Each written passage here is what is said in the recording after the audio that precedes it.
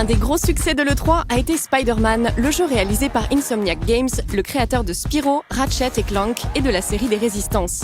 Rien à voir avec Spyro ici. Si Spider-Man a suscité l'enthousiasme des fans du monde entier, c'est qu'il s'agit d'un jeu d'action extrêmement fidèle à l'univers de Marvel. Certains pourraient même dire qu'il s'agit d'un nouvel épisode du fameux univers cinématographique étendu, mais cette fois en jeu vidéo.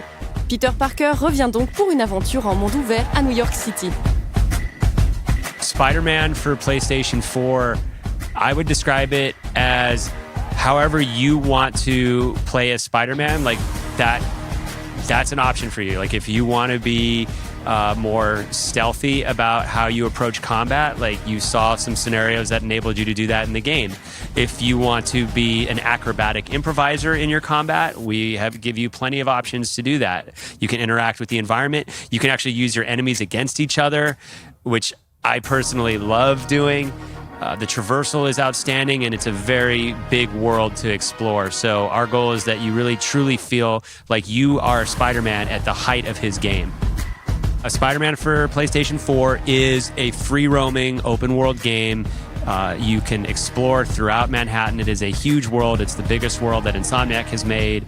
From a square mileage standpoint, it's even bigger than Sunset Overdrive, if you had experienced that game as well. So we're very proud of it. We are treating Manhattan as like a living, breathing character, if you will, and we'll be talking more about that at a later time. So the combat in Spider-Man, to me, is a scenario where it's very easy to pick up and it can be challenging to master, and that's what we want, right? You don't want to just breeze through the gameplay. Like, you want to feel like you're being challenged.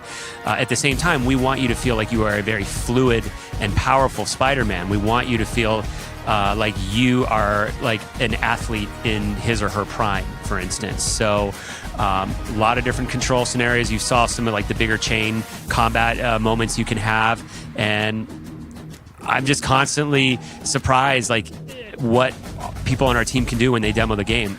If you go into the public theater here, you'll see one type of playthrough. If you go behind closed doors for like the North American territories outlets, like, you'll see a different experience. Here, you're going to see somebody else play the game completely differently, and it all depends on how you want to approach every scenario. The villain in Spider-Man that we're talking about today is Mr. Negative. He's also known as Martin Lee.